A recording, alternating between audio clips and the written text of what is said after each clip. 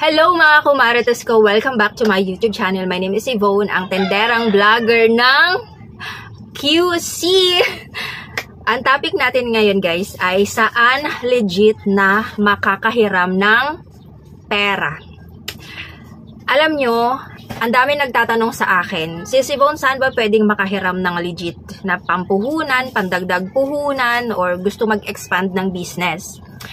Ang dami ring nagtatanong saan ba pwedeng mamili ng may murang supplier. So kumbaga sa kada post ko sa FB page ko, ako tinatanong nila. Alam nyo guys, yung pangalan ko, Yvonne Bautista, iniingatan ko yan. Meron akong FB, ang Shop with Yvonne. Halos lahat ng pinopromote kong products dyan ay on hand ko, ginagamit ko at na-order ko talaga. So once na prinomote ko, doon sa legit na shop lang.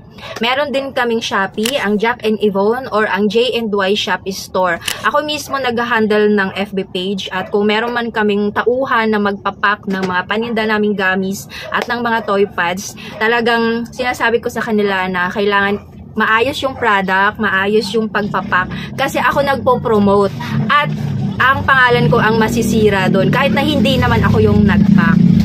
Okay? So, sa pag-promote din at sa pag-introduce ng mga hinahanap nyo at kailangan natin, lalo na sa sari-sari store, yung mga sa may mga promos, ganyan, etc. Maingat din po ako. Okay, so ito na yung sagot sa tanong ninyo na Sis Yvonne, saan ba pwedeng makahiram ng dagdag puhunan na legit talaga? So, ang sagot ko dyan ay ang Tala app. Kita niyo, ang dami ko mga flyers. Yung iba ay napamigay ko na. So, ano nga ba ang Tala app? Isang online lending app, pinagkakatiwalaan ko at ng maraming Pilipino, higit 6 years nang nagbibigay serbisyo. Ang Tala app din ay pwedeng paghiraman para sa panggastos sa pang-araw-araw, pandagdag kapag kinapos sa sweldo, pambayad sa bills, at pandagdag puhunan kapag meron kang gustong simulang sideline. At dahil nga recommended ko sa inyo ang Tala app, sinigurado ko din na legit siya at rehistrado sa mga ahensya ng gobyerno. Kabilang na dyan ang Bangko Sentral ng Pilipinas at ang Securities and Exchange Commission. At ito pa ha, mahigit 8 million na ang customers nila sa buong mundo. Maayos at makatao ang mga patakaran at proseso. Hindi mapagsamantala sa fees, walang tinatagong impormasyon or no hidden charges. Maunawain sa sitwasyon ng mga customers. Hindi rin nanininda kung nag-overdue na ang hiniram mo.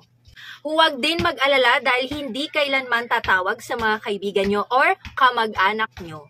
At higit sa lahat, huwag rin mag-alala dahil hindi nila bibisitahin ang bahay man or tindahan ninyo kung sakaling nahihirapan kayo sa pagbabayad.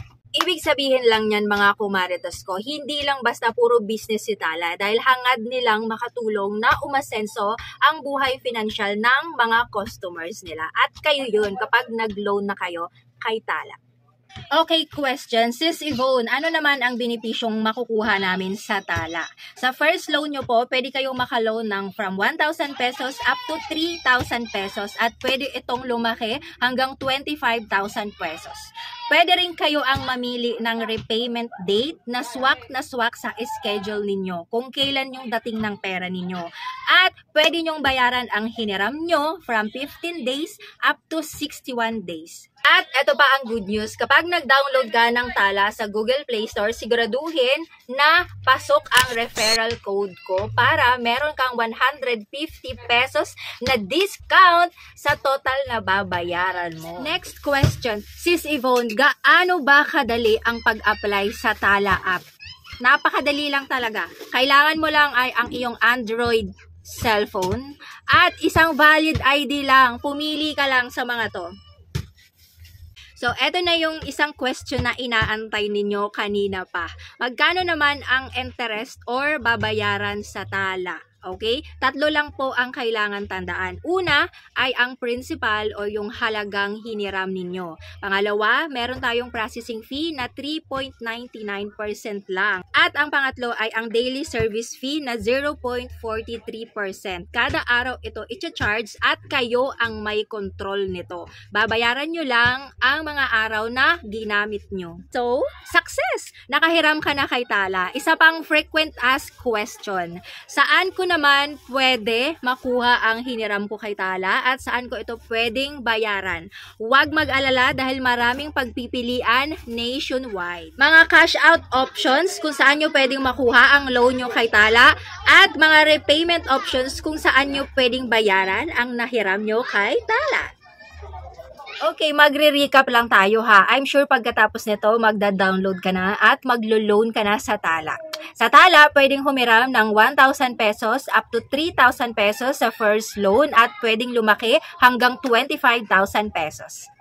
Ang Tala ay rehistrado sa mga ahensya ng gobyerno, maayos at makatao ang mga proseso at higit sa lahat pinagkakatiwalaan ng 8 million customers sa buong mundo. Pwedeng gamitin ang mahihiram na halaga bilang pantawid, pandagdag at panimula ng negosyo. Tandaan lang na gamitin ang referral code ko para maka-discount ka at makatipid ka ng 150 pesos sa total amount na babayaran mo. Kaya ano pang inaantay mo, i-download na ang Tala sa Google Play Store or just click the link below.